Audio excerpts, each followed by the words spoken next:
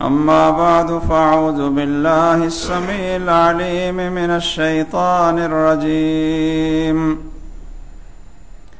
الحج أشهر معلومات فمن فرض فيهن الحج فلا رفث ولا فسوق ولا جدال في الحج وما تفعلوا من خير يعلمه الله وتزودوا فإن خير الزاد التقوى واتقون يا أولي الألباب.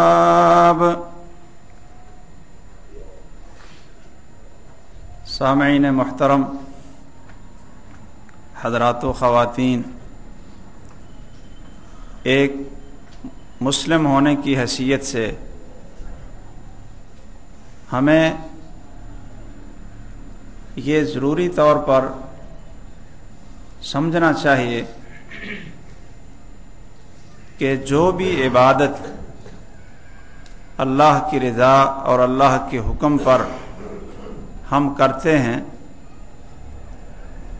وہ بطور عادت یا ایک رسم و رواج کے نہیں ہوتے، بلکہ اس کا مسلمان کی پوری زندگی کے ساتھ اس کا تعلق ہوتا ہے۔ یہ رسم و رواج والی عبادت یا بعض افعال کی ادائیگی کہ جس کو ایک علامت بنا لیا جائے اپنے دین اور اپنے مذہب کا ایک شعار بنا لیا جائے اور باقی زندگی کو اس سے الگ کر دیا جائے، تو یہ تصور اسلام کا تصور نہیں ہے۔ یہ تصور سراسر کلمہ پڑھنے والوں میں اور مسلمانوں میں، عیسائیوں سے، ہندوؤں سے اور جتنے غیر مسلم لوگ تھے ان سے یہ تصور مسلمانوں کے پاس آ گیا کہ نماز یہ اپنی جگہ پہ ہے اور کاروبار اپنی جگہ پہ ہے۔ نماز کا کاروبار کے ساتھ کیا تعلق ہے؟ نماز کا نکاح، خوشی اور غمی کے ساتھ کیا تعلق ہے؟ اور نماز کا آس پڑوس کے رہنے والوں کے ساتھ نماز کا کیا تعلق ہے؟ نماز ایک الگ عبادت ہے اور تجارت، سیاست، معاملات، اخلاق یہ ایک بالکل الگ چیز ہے۔ نماز مسجد میں اور باقی کام آزادی کے ساتھ اپنی جگہوں پہ، یہ تصور اسلام کا تصور نہیں۔ یہ عیسائیوں کے ہاں تو یہ تصور ہے کہ 8 دن کے بعد یا 7 دن کے بعد ایک دن چرچ میں جائیں اور یہ بتائیں کہ ہم مذہبی لوگ ہیں، باقی پورے مذہب کو اپنی حکومت سے، سیاست سے، معاملات سے، اخلاق سے، لین دین سے، بول چال سے، حقوق العباد سے، باقی اس نماز اور چرچ کو الگ کر دیا جائے۔ بڑا المیہ ہے اس وقت اور بڑی بدقسمتی کی بات ہے کہ بہت سے مسلمان نماز یا کسی بھی عبادت کو اس لیے ادا کرتے ہیں کہ یہ ہمارے مذہب کا ایک شعار ہے اور یہ ایک رسم ہے کہ جس کو ہم نے ادا کرنا ہے۔ آگے اس کی اصل روح کیا ہے اور نماز کہتی کیا ہے اور یہ باقی پوری زندگی میں کس طرح انقلاب لاتی ہے اور کس طرح اثر رکھتی ہے، اس کے اوپر ذرا بھر غور نہیں کیا جاتا۔ حالانکہ اللہ نے قرآن میں کہا ان الصلاۃ تنہا عن الفحشاء والمنکر ولذکر اللہ اکبر، کہ بے شک نماز تو ہے ہی وہ نماز جو برائی اور بے حیائی سے روکے اور برائی اور بے حیائی کے لیے رکاوٹ اور زنجیر بن جائے۔ روزوں کا ذکر جب اللہ نے کیا ہے، روزے رکھے مسلمانوں نے، لیکن اس کی اصل روح کیا تھی؟ اللہ نے قرآن مجید میں اس کا تذکرہ فرمایا کہا یا ایھا الذین آمنوا کتب علیکم الصیام کما کتب علی الذین من قبلکم کہ اے ایمان والو تم پہ روزہ اسی طرح فرض ہے جس طرح پہلے لوگوں پہ روزہ رکھنا فرض تھا. کیوں؟ یہ صرف ایک رسم نبھانے کے لیے اور صرف ایک رواج ادا کرنے کے لیے؟ صبح سے شام تک صرف کھانے پینے سے رکنے کے لیے؟ فرمایا نہیں، لعلکم تتقون، تاکہ تم پرہیزگار بن جاؤ، متقی بن جاؤ، اللہ سے ڈرنے والے بن جاؤ. اور پرہیزگاری، تقوی، اللہ کا ڈر یہ صرف ایک چیز میں نہیں ہوتا، بلکہ بندہ جب متقی بن جاتا ہے تو پھر وہ رات بھی متقی ہوتا ہے، دن میں بھی متقی ہوتا ہے، مسجد میں بھی متقی ہوتا ہے، دفتر میں بھی متقی ہوتا ہے، اپنی فیکٹری میں بھی وہ متقی ہوتا ہے، بازار کے اندر بھی متقی ہوتا ہے، اور اللہ کے بندوں کے حقوق میں بھی وہ متقی ہوتا ہے. جب وہ حاکم اور خلیفہ بن جائے اس وقت بھی وہ متقی ہوتا ہے، اور اتنا متقی ہوتا ہے یہ روزہ اس کے اندر ایسا تقوی پیدا کرتا ہے کہ عمر بن خطاب جیسے لوگ اور عمر بن عبدالعزیز جیسے لوگ وہ وجود میں آتے ہیں جو یہ کہتے ہیں کہ ہماری اس حکومت اور اقتدار کے اندر اگر کوئی کتا بھی پیاسا مر جاتا ہے تو قیامت کے دن اللہ حضر جلال کو اس کا بھی جواب دینا پڑے گا. نماز اور روزے نے کیا پیدا کیا؟ اللہ کا ڈر پیدا کیا ایک حاکم کے اندر، ایک خلیفہ کے اندر اور ایک صاحب اقتدار کے اندر، کہ جس کے حکم پر کسی کو قتل کیا جا سکتا تھا، کسی کو چھوڑا جا سکتا تھا، کسی کو مال اور دولت کے خزانے دیے جا سکتے تھے، کسی سے چھینا جا سکتا تھا. اور جن کے پاس اقتدار کا نشہ ہوتا ہے وہ ایسا ہی کرتے ہیں. وہ ابراہیم علیہ السلام کے دور کا فرعون جس کو نمرود کہتے ہیں، اس نے یہی کہا تھا نا، انا احیی و امید، میں زندہ بھی کرتا ہوں مارتا بھی ہوں. زندگی اور موت اس کے پاس اقتدار تھا کہ میں مارتا بھی ہوں، میں زندہ بھی کرتا ہوں.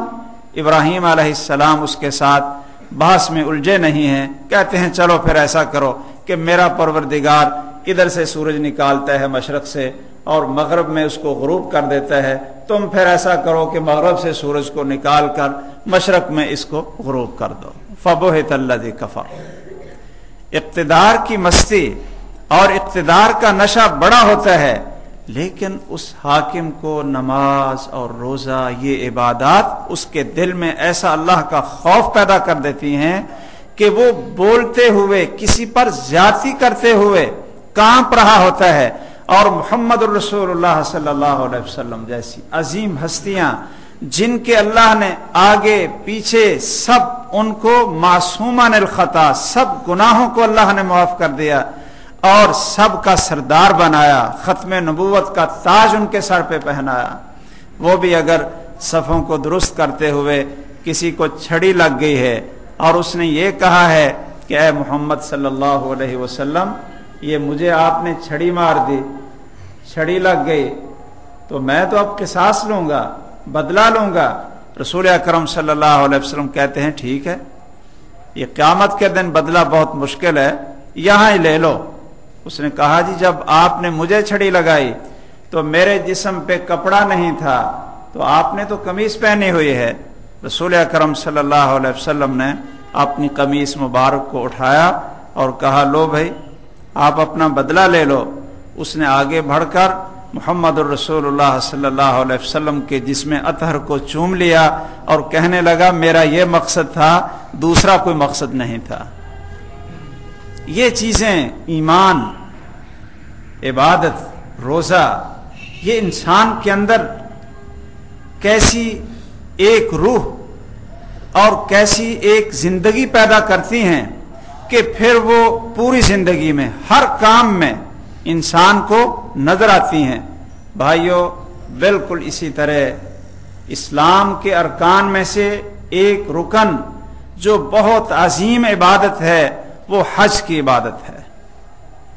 یہ حج صرف مسلمانوں کے دین کے اندر ایک رسم اور ایک رواج نہیں کہ ٹھیک ہے ان دنوں میں چلے جائیں اور وہاں کچھ وقت گزار کر کچھ پیسے خرچ کر کے واپس آ جائیں اور حاجی صاحب بن جائیں، عمرہ کر لیا ہے، نہیں، بلکہ میں تو یہ سمجھتا ہوں کہ یہ حج ایسی عبادت ہے کہ جس کا تعلق انسان کی زندگی کی تمام عبادات کے ساتھ ہے اور انسان کی زندگی کے سارے معاملات کے ساتھ ہے۔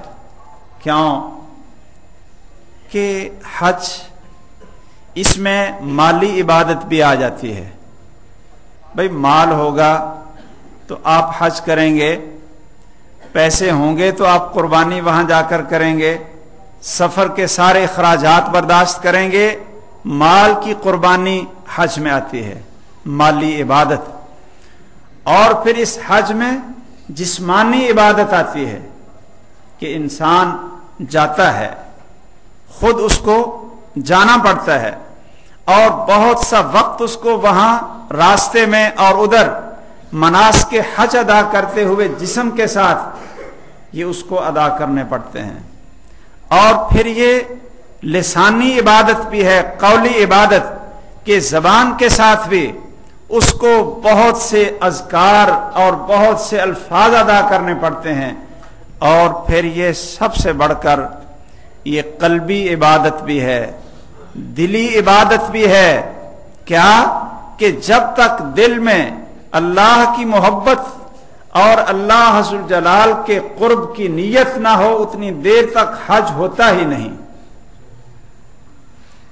یہ حج کیسے انسان کے معاملات میں، اس کے کاروبار میں اور اس کے لین دین میں کس طرح دخل اندازی کرتا ہے۔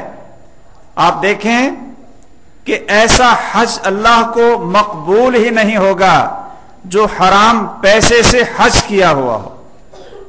لا تقبل صلاۃ بغیر طہور، جس طرح وضو کے بغیر نماز قبول نہیں ہوتی کہ بھائی بلا وضو کوئی بڑی نمازیں پڑھ لے، ساری رات کھڑا رہے، اس چیز کی تو ہمیں بڑی آسانی سے سمجھ آتی ہے نا کہ وضو اور طہارت کے بغیر نماز قبول نہیں ہوتی۔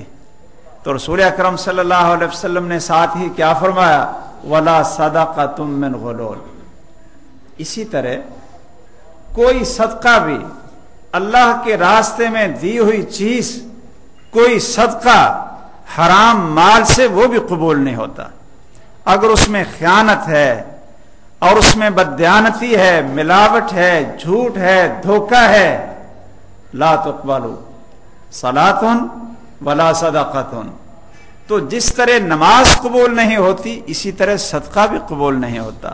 تو یہ تو شاید ہمیں سمجھ آ جاتی ہے کہ ٹھیک ہے جی نماز پڑھنے کے لیے وضو ضروری ہے، لیکن یہ کیوں سمجھ نہیں آتی کہ جس مال سے ہم نے حج کرنا ہے، جو مال ہم کھا رہے ہیں، جو ہم آگے صدقہ کر رہے ہیں، اللہ ذو الجلال اس کو قبول ہی نہیں کریں گے۔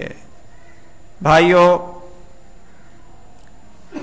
حج اور عمرے کا سفر میں چند چیزیں، آپ میں بھی بہت سے ایسے احباب ہوں گے کہ جن کو اللہ نے یہ شرف اور سعادت عطا کی ہوگی کہ انہوں نے حج یا عمرے کا سفر کیا ہوگا، اور باقی ضرور تمنا رکھتے ہوں گے اور ضرور کبھی ان کے دل پگھل جاتے ہوں گے کہ ہم بھی اللہ کے گھر کی زیارت کریں، ہمیں بھی یہ سفر نصیب ہو جائے۔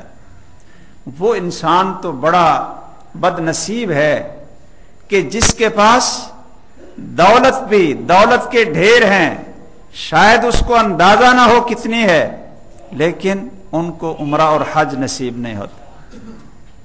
بہت بڑی شقاوت ہے۔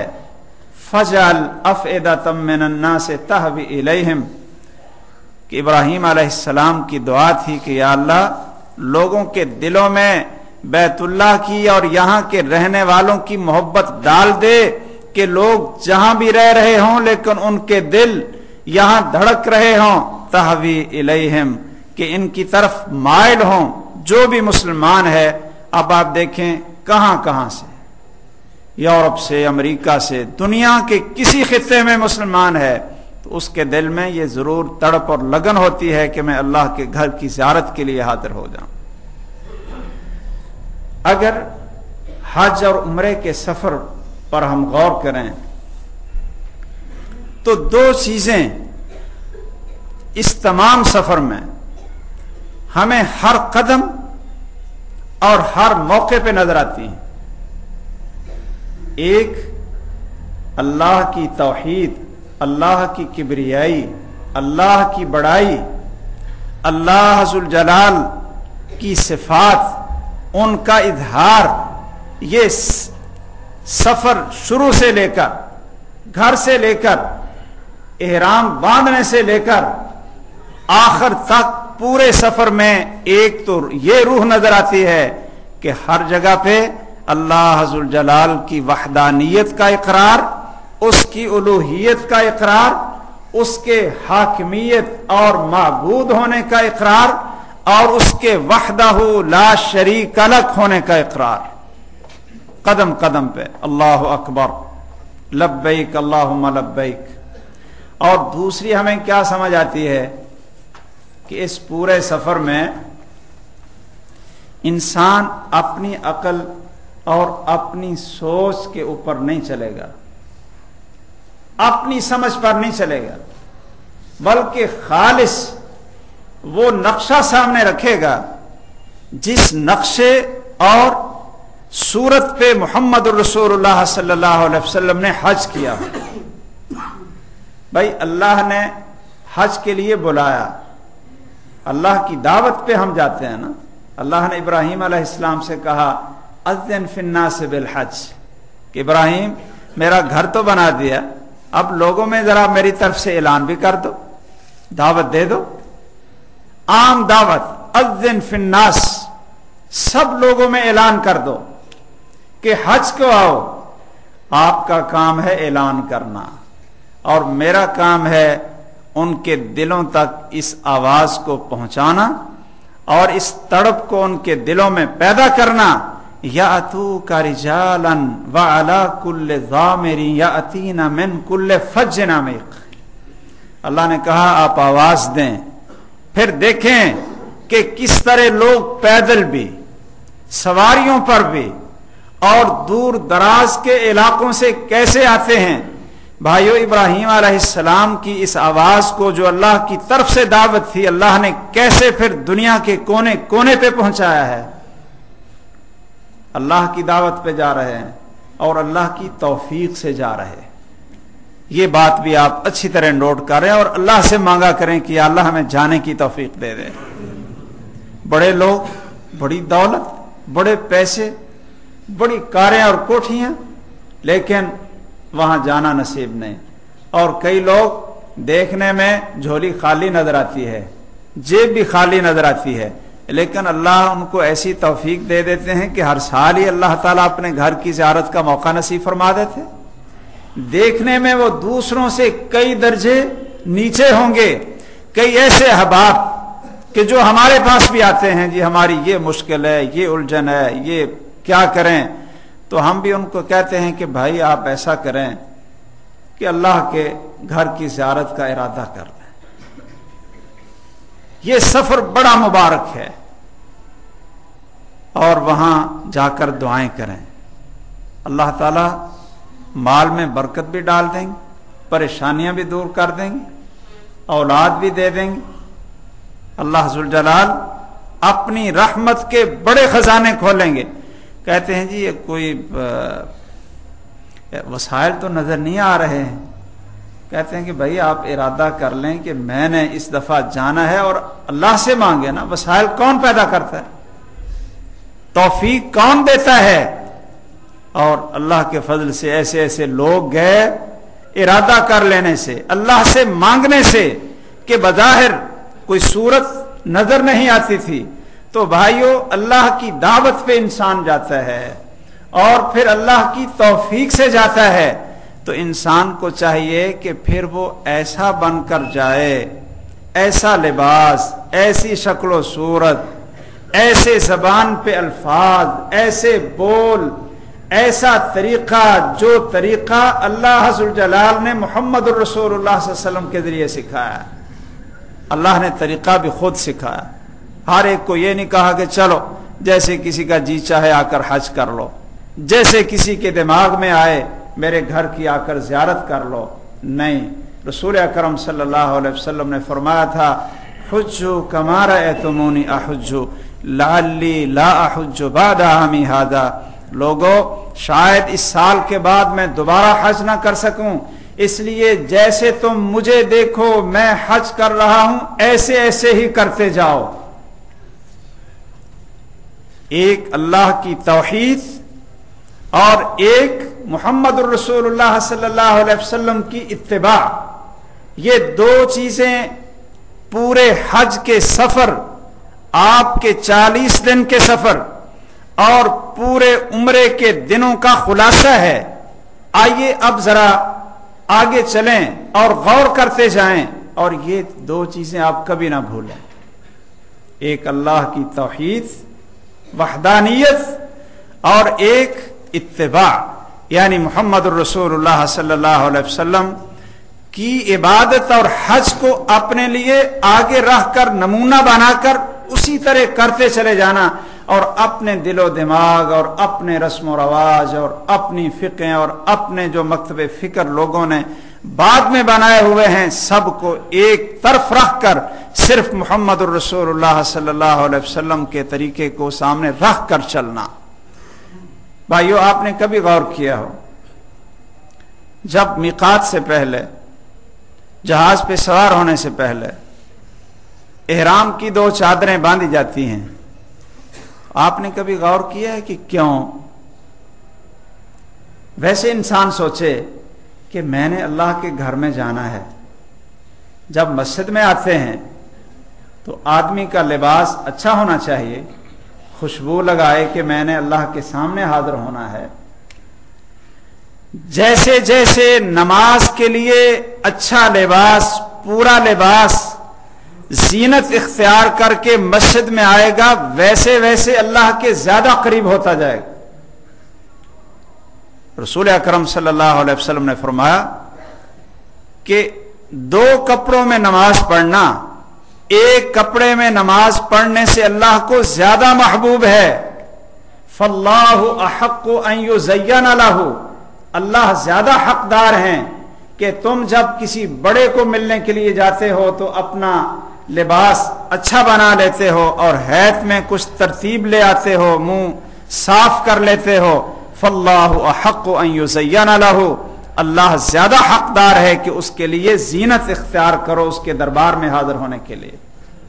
کوئی اس قاعدے کو سامنے رکھ کر یہ سوچے کہ مجھے بڑا قیمتی لباس اور زرق برق چمکتا خوبصورت بہترین لباس پہن کر اللہ کی دعوت اور اللہ کی توفیق سے اللہ کے گھر جانا چاہیے، تو کیا خیال ہے کہ اب وہ 2 سادہ چادریں نہ پہنے اور اپنی سوچ کے مطابق ایک اچھا لباس پہن کر وہاں چلا جائے اور احرام کی 2 سادہ چادریں نہ پہنے، تو کیا اس کا حج ہو جائے گا؟ اس کا عمرہ ہو جائے گا؟ نہیں ہوگا۔ کیوں؟ اس لیے کہ جس نے بلایا اس نے اپنے پیغمبر کے ذریعے محمد الرسول اللہ صلی اللہ علیہ وسلم کے ذریعے ہمیں سکھایا کہ میرے گھر میں آنا ہے تو اس زیارت کی قبولیت اور صحت کے لیے کیا کرنا ہے؟ پہلے اپنا لباس بدل، تاکہ وہاں کوئی امتیاز نہ رہے، کوئی فرق نہ رہے کہ اس کے پاس زیادہ پیسے تھے، یہ زیادہ اچھا خوبصورت لباس پہن کر آ گئے، اور یہ بیچارہ ماٹھا تھا، اس کو کوئی اتنا اچھا لباس نہیں مل سکا تھا۔ نہیں، میرے نزدیک میرے بندے سارے کے سارے برابر ہیں، جب میرے پاس آئیں تو ایک جیسا ہی لباس سادہ سا، اس میں کوئی یہ ضروری نہیں کہ بہت قیمتی ہو، 2 سفید چادریں سادہ سی لے لیں اور باقی جو قیمتی لباس ہے اس کو اتار کر میرے دربار میں حاضری کے لیے آپ تشریف لے آئیں۔ یہ اتباع ہے کہ اللہ کے رسول صلی اللہ علیہ وسلم نے کہا کہ سلا ہوا کپڑا نہیں پہننا، قمیص نہیں پہننا، شلوار نہیں پہننا، سر کو ننگا رکھنا ہے، سر کو ننگا رکھنا ہے۔ عام سنت محمد الرسول اللہ صلی اللہ علیہ وسلم کی کیا تھی؟ صحابہ کرام کی کیا تھی؟ کہ سر کو ڈھانپے ہوئے رکھتے تھے۔ عام سنت اور عام طریقہ یہ تھا، بازار میں جائیں، مسجد میں آئیں، آپ سر پہ پگڑی رکھتے تھے اور کبھی ٹوپی بھی آپ سر پہ پہن لیتے تھے، لیکن حج کے لیے کیا کہا کہ نہیں، سر ننگا ہو۔ پھر بھائیوں، جب میقات پہ پہنچیں، دل میں تو نیت ہے اور کریں، زبان سے کیا کہیں؟ اللہم لبیک عمرۃ، اور پھر اس کے بعد جو تلبیہ شروع ہوتا ہے، اب میقات سے اب یہ سفر شروع ہوا۔ بھائی جو پہلا سفر ہے ٹھیک ہے، وہ بھی حج کے لیے ہے اور اس کا اجر اور ثواب بھی ملے گا، لیکن وہ میقات مقرر کر دیے نا، میقات مقرر کر دیے کہ خاص لباس پہن لیں، یہاں سے اپنی ایک خاص ہیئت بنا لیں، اور یہاں سے آ کر وہ مناسک شروع ہو گئے، وہ عبادات حج اور عمرے کی۔ سب سے پہلا ذکر اس دعا کے بعد اللہم لبیک عمرۃ یا اللہم لبیک حجن کون سا ہے؟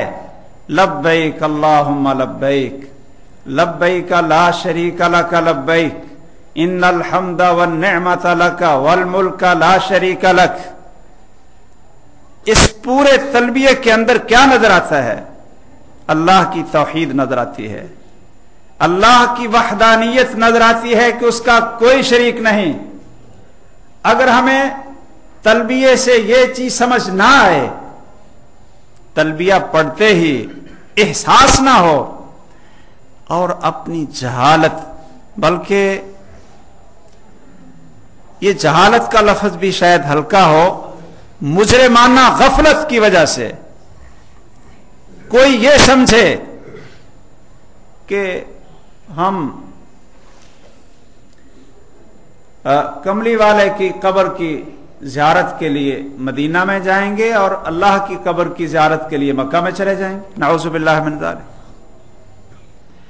کیا جس کی تعریفیں یہ ہوں لبیک اللہم لبیک لبیک لا شریک لک لبیک ان الحمد والنعمت لک والملک لا شریک لک، نعوذ باللہ کو اس کا بھی روضہ اور اس کی بھی کوئی قبر ہوتی؟ یہی تو امتیاز ہے، یہی تو فرق ہے کہ بڑے بڑے انبیاء اور بڑے بڑے اولیاء اور صحابہ کرام، ان کے زندگی میں اور ان کی سوانح عمری میں یہ تو ملتا ہے کہ ان کی عمر اتنی تھی، پھر اللہ کو پیارے ہو گئے، ان کو موت آ گئی اور فلاں جگہ پہ اس کی قبر ہے۔ لیکن اللہ تعالیٰ کے بارے میں کوئی انسان یہ سوچ سکتا ہے؟ کوئی سوچ سکتا ہے؟ اللہ هو الحی القیوم، ہمیشہ زندہ۔ یہ تلبیہ جو ہم پڑھتے ہیں نا جی، تلبیہ لبیک اللہم لبیک، اگر آپ نے اس سے توحید سمجھنی ہو اور سمجھنی چاہیے تو آئیے میں ایک چیز اور آپ کو بتا دوں کہ یہی تلبیہ مشرکین مکہ پڑھتے تھے، جو ہم تلبیہ پڑھتے ہیں اور جو مکہ کے کافر پڑھتے تھے جب وہ عمرہ اور حج کرتے تھے، اور یہ ہمارا تلبیہ ان کا تلبیہ شروع میں ایک ہی ہے، کوئی فرق نہیں۔ ہم بھی کہتے ہیں لبیک اللہم لبیک لبیک لا شریک لک، وہ بھی یہی کہتے تھے لبیک اللہم لبیک لبیک لا شریک لک۔ اتنا تلبیہ تو ہمارا اکٹھا، لیکن فرق کہاں پڑا کہ لا شریک لک کے آگے انہوں نے ایک جملے کا اضافہ کیا، ایک جملے کا اضافہ کیا۔ کیا کہا کہتے تھے لبیک اللہم لبیک، اے اللہ ہم بھی حاضر ہیں، بار بار حاضر ہیں، لبیک پھر حاضر ہیں، لا شریک لک تیرا کوئی شریک نہیں ہے۔ اب ہمارا تلبیہ یہاں ختم ہو جاتا ہے، کوئی آگے الفاظ استثناء کے نہیں، لبیک اللہم لبیک، لبیک لا شریک لک لبیک، ان الحمد والنعمت لک والملک لا شریک لک، یہ ہمارا تلبیہ ہے۔ کفار مکہ کیا کہتے تھے؟ لا شریک لک کے آگے کہتے تھے الا شریکا ملکتہ وما ملک، ہاں تیرے جیسا کوئی شریک نہیں، یہ ہم مانتے ہیں، لیکن کچھ لوگ ایسے ہیں جن کو تو نے شریک خود بنایا اور جن کو تو نے اپنی طرف سے اختیارات دے دیے، الا ملکتہ، ایسے شریک جن کو تو نے کچھ اختیارات دے دیے ہیں، وما ملک وہ خود مختار نہیں بلکہ تیرے دیے ہوئے اختیارات کو وہ آگے استعمال کر کے لوگوں کو زندگی بھی دے دیتے ہیں، لوگوں کو رزق بھی دے دیتے ہیں، لوگوں کو اولاد بھی دے دیتے ہیں۔ جو تو نے ان کو اختیارات تقسیم کیے، ان اختیارات کی بنا پر ہم ان سے مانگتے ہیں، ورنہ تیرے جیسا تیرا کوئی شریک نہیں ہے۔ یہ وہ حد فاصل تھی جس نے کفر اور اسلام کے درمیان فرق کر دیا، اور یہ الفاظ وہ حد فاصل تھے کہ جس نے شرک اور توحید کے درمیان دیوار کھڑی کر دی کہ صرف اتنا کہو لا شریک لک تیرا کوئی شریک نہیں، آگے یہ نہ کہو کہ ہاں کچھ ایسے ہیں کہ جن کو تو نے کچھ اختیارات دے دیے ہیں وہ تیرے شریک ہیں، ان سے ہم مانگ لیں جیسے تجھ سے مانگتے ہیں۔ یہ الفاظ مشرکین مکہ کے تلبیے کے اندر تھے، مسلمانوں کے تلبیے میں یہ الفاظ نہیں تھے۔ رسول اکرم صلی اللہ علیہ وسلم نے جب مشرکین مکہ کو یہ تلبیہ پڑھتے ہوئے سنانا کہ وہ کہتے ہیں لبیک اللہم لبیک، لبیک لا شریک لک لبیک، ان الحمد والنعمت لک والملک لا شریک لک الا شریکا ملکتہ وما ملک، تو جب آگے والے وہ لفظ بولنے لگے تو آپ نے ان سے کہا قط قط، بس بس، کہ لا شریک لک، بس اتنا رہنے دو، آگے نہ چلو۔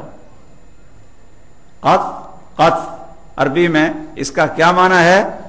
بس بس،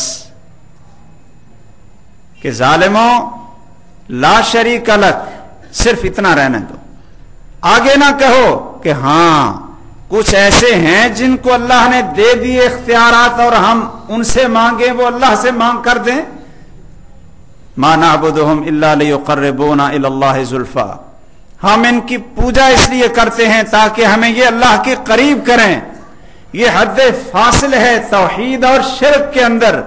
تو بھائیو، یہ تلبیہ شروع سے ہمیں سکھا دیتا ہے کہ عبادت اللہ کی اس کا کوئی شریک نہیں ہے، صرف وہ تمہارا معبود ہے، اسی کے لیے نعمتیں اور اسی کی بادشاہت ہے، اسی کا اقتدار ہے، اور وہی مختار کل ہے، کسی کے پاس کوئی ذرہ بھر کا اختیار نہیں ہے۔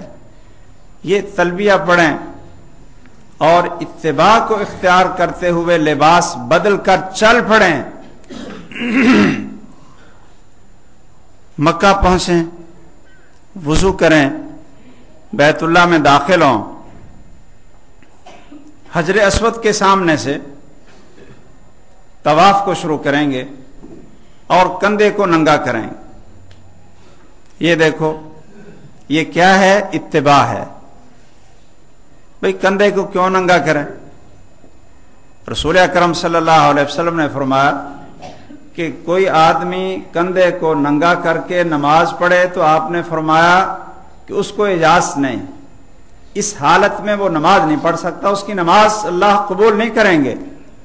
لیکن طواف بھی اللہ کی بہت بڑی عبادت ہے، زینت اختیار کر کے جانا چاہیے تھا، لیکن اتباع، اپنی عقل چھوڑ دیں، آپ کندھا ننگا کر لیں اور خوشبو نہ کہیں لگا لینا کہ چلو اللہ کے گھر میں چلا ہوں خوشبو لگا لوں. مسجد میں جاتے ہوئے خوشبو لگانا افضل ہے، مستحب ہے.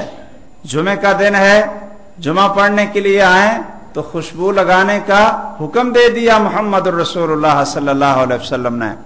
لیکن اگر آپ نے احرام باندھا ہوا ہے تو پھر آپ خوشبو نہ کہیں لگا لیں اور کندھے کو ننگا کر لیں اور کیا پڑھیں، اشارہ کریں حجر اسود کی طرف منہ کر کے. دور ہے، وہاں نہیں پہنچ سکتے تو اشارہ کر دیں اور کیا کہیں، بسم اللہ، جیسا کہ عبداللہ ابن عمر کہتے ہیں. اور مرفوعاً رسول اکرم صلی اللہ علیہ وسلم نے طواف شروع ہوتے ہوئے سب سے پہلا لفظ کون سا بولا تھا؟ کہا اللہ اکبر، اللہ سب سے بڑا ہے، اللہ سب سے بڑا ہے. اور پھر دائیں طرف کو طواف شروع کر. اچھا، عجیب بات ہے کہ پہلے 3 چکر چھوٹے قدم تیز اور بازوؤں کو حرکت دے کر، بھئی کیوں؟ رسول اکرم صلی اللہ علیہ وسلم نے عمرۃ القضاء میں یہ طریقہ اختیار کیا اور بتلایا بھی. کیوں؟ لِيُرِيَ الْمُشْرِكِينَ قُوَّةً، کہ مشرکین نے کہا تھا کہ یہ مسلمان بار بار کہتے ہیں جی ہم اللہ کے راستے میں لڑنے کے لیے، جہاد کرنے کے لیے نکلتے ہیں اور اللہ کا حکم ہے، بڑی لڑائی کے لیے یہ تیار رہتے ہیں. تو مدینہ ایک وبائی شہر ہے، وہاں کے بخار نے اور مدینے کی وبا نے ان کو بیمار کر دیا. ادھر سے گئے تھے تو بڑے مضبوط اور قوت والے تھے، لیکن مدینے میں رہ کر وحنتہم حمى یثرب، کہ مدینے کے بخار نے تو ان کو چلنے والا نہ چھوڑا. یہ تو بیچارے بیکار ہو گئے، بیمار اور کمزور ہو گئے، یہ لڑیں گے کیا؟ تو رسول اکرم صلی اللہ علیہ وسلم نے وہاں پھر کیا فرمایا؟ کہا کہ کندھا ننگا کرو اور خوب حرکت دے کر اور اچھل اچھل کر، چھوٹے قدم اٹھا کر پہلے 3 چکر ایسے لگاؤ، پہلے 3 چکر ایسے لگاؤ اور باقی آرام سے لگاؤ. جب مشرکین نے دیکھا کہ یہ مسلمان ایسے ہی نہیں ہے جیسے ہم سمجھتے تھے، جب مقابلے میں آئے تو صفوں کی صفیں یہ الٹ کر رکھ دیں گے، وہ مکہ چھوڑ کر بھاگ گئے اور چھپ گئے کہ ہم ان کو دیکھنا بھی نہیں چاہتے ہیں.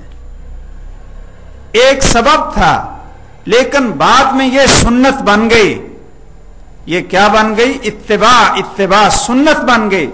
اب بھی اگر آپ جاتے ہیں تو بھائیوں کندھا بھی ننگا کریں گے اور بڑی قوت کے ساتھ اپنے دونوں بازوؤں کو حرکت دے کر چھوٹے چھوٹے قدم اٹھا کر اب بھی چلیں گے.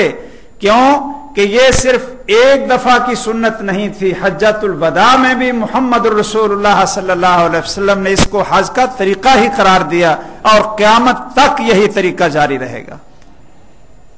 یہ اتباع ہے. بھائی بیت اللہ سارے کا سارا اللہ کا گھر ہے، باقی بھی پتھر ہیں اور یہ بھی ایک پتھر ہے جس کو حجر اسود کہتے ہیں. اس کو چومنا چاہیے، بوسہ دینا چاہیے اور پیشانی بھی وہاں لگائیں، اس کے اوپر ہاتھ بھی لگائیں بڑے پیار اور محبت سے. باقی بھی تو سارے کا سارا بیت اللہ پتھروں سے ہی بنایا، وہاں اس کو نہ چومنا ہے اور نہ اس کو پیشانی لگانی ہے. کیوں؟ یہ ہے اتباع محمد الرسول اللہ صلی اللہ علیہ وسلم جیسا آپ نے کیا.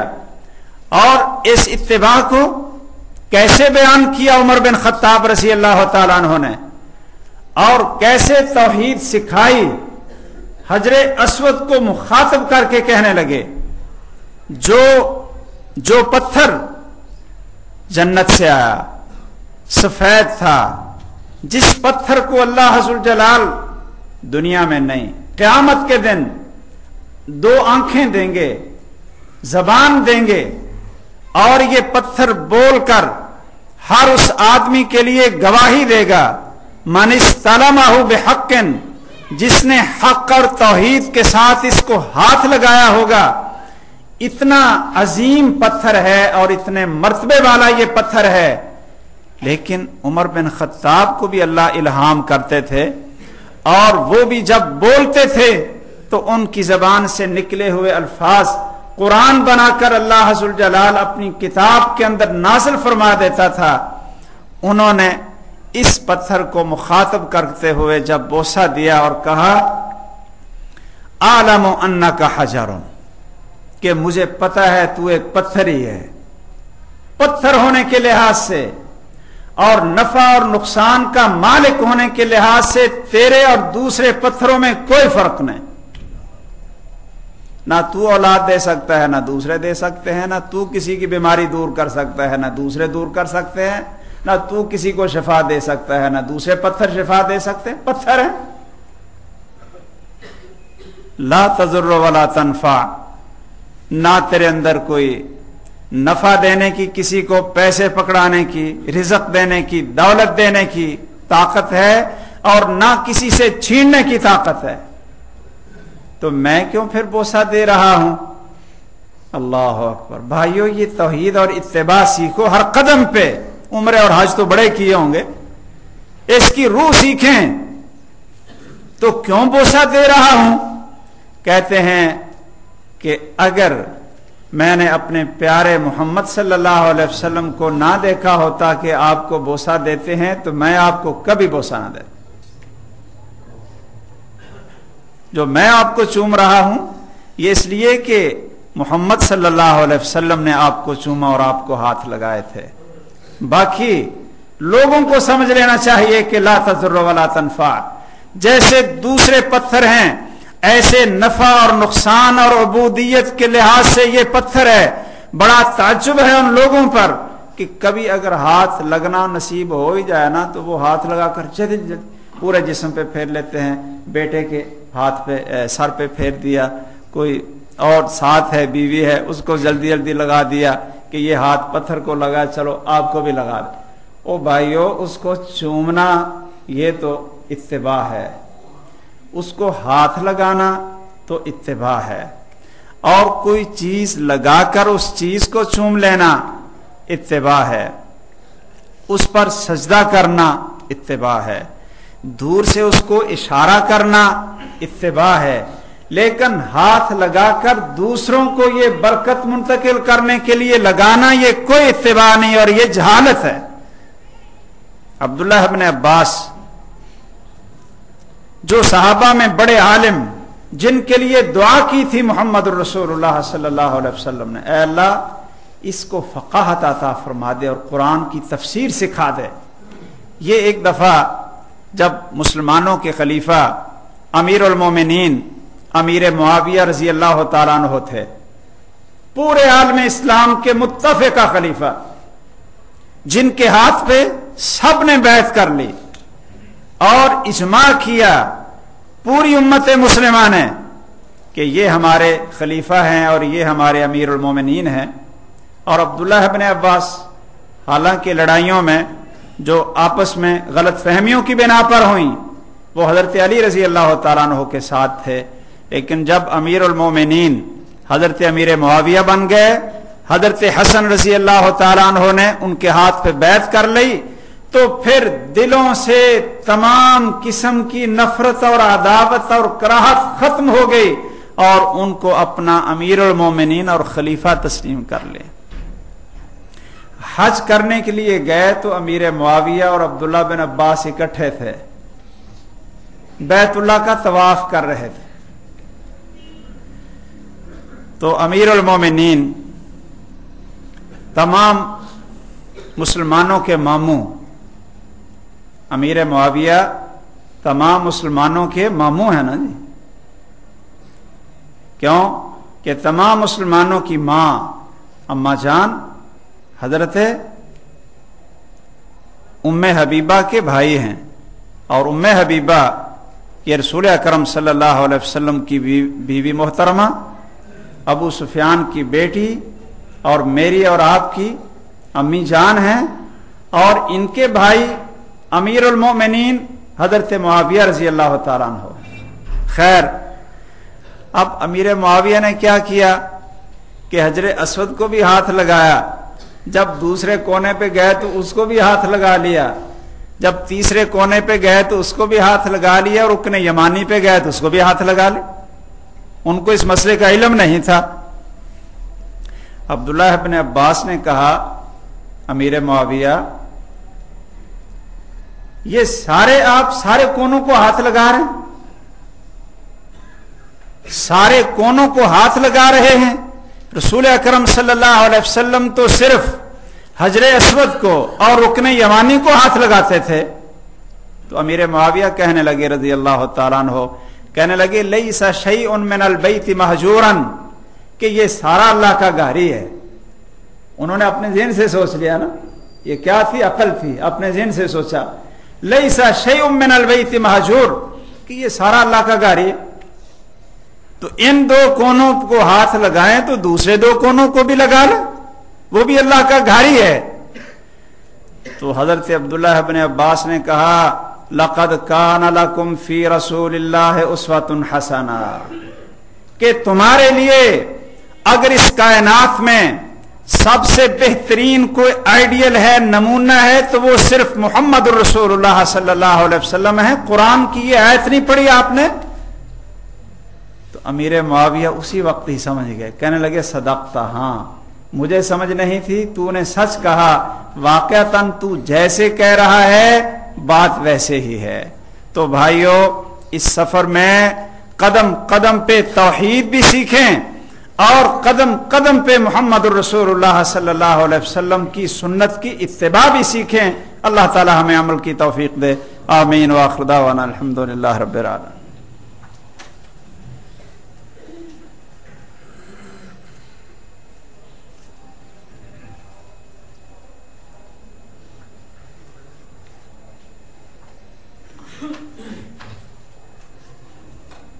ان الحمد لله نحمده ونستعينه ونستغفره ونعوذ بالله من شرور انفسنا ومن سيئات اعمالنا، من يهده الله فلا مضل له ومن يضلل فلا هادي له، واشهد ان لا اله الا الله وحده لا شريك له، واشهد ان محمدا عبده ورسوله۔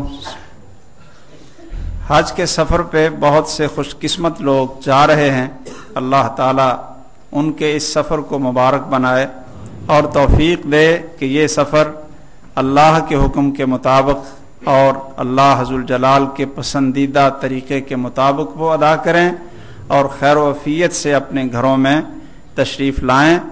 آئندہ جمعہ بھی میں انشاءاللہ یہ حج کے ہی احکام اور مسائل کے اوپر پڑھاؤں گا، تو جو بھائی جانا چاہ رہے ہوں اور اللہ نے ان کو اس دفعہ توفیق عطا فرمائی ہے، تو ان کو تو خصوصاً چاہیے خود بھی، اور جو ان کے عزیز و اقارب میں ساتھی جا رہے ہیں ان کو بھی آئندہ خطبے میں لائیں، اور خود بھی ان مسائل کو اچھی طرح سنیں اور سمجھیں، طریقہ سیکھ کر اللہ سے دعا کریں۔ جس طرح ایک مہربان باپ اگر بیٹا طریقہ سیکھ لیتا ہے موٹر سائیکل کا تو اس کو لا کر دے ہی دیتے ہیں، اگر اللہ نے اس کو جیب میں توفیق دی ہے تو اللہ حضر جلال کے پاس تو بڑا کچھ ہے۔ طریقہ سیکھ کر اللہ سے مانگیں کہ یا اللہ، میں نے تو بڑی للچائی ہوئی نظروں سے اور بڑی دلی تڑپ اور محبت سے جانے کا طریقہ تو سیکھ لیا ہے، تیرے خزانے میں کوئی کمی نہیں، تو مجھے بھی توفیق دے دے کہ میں بار بار تیرے گھر کی زیارت کروں۔ تو اللہ کے لیے یہ کوئی مشکل بات نہیں ہے، اللہ کی توفیق مل جائے گی۔ اس لیے آپ حضرات ذرا غور سے پہلے اذان ہوتے ہی آئیں اور یہ طریقہ سیکھیں۔ کوئی سوالات ہوں، اشکالات ہوں تو وہ آپ جمعے کی نماز کے بعد مجھ سے پوچھ سکتے ہیں۔ اللہ تعالی ہم سب کو اپنی خالص عبادت اور توحید کی نعمت سے سرفراز فرمائے، اور خالص محمد الرسول اللہ صلی اللہ علیہ وسلم کی سنت کی توفیق عطا فرما دے۔ اللہم اللهم انصر الإسلام والمسلمين اللهم دمر أعداء الدين اللهم أعز الإسلام والمسلمين اللهم اشف مرضانا ومرضى المسلمين واشف أنت الشافي لا شفاء إلا شفاؤك شفاء لا يغادر سقما اللهم وفقنا لما تحب وترضى اللهم إنك عفو تحب العفو فاعف عنا اللهم لا تسلط علينا من لا يرحمنا اللهم لا تسلط علينا من لا يرحمنا أقول قولي هذا وأستغفر الله لي ولكم ولسائر المسلمين.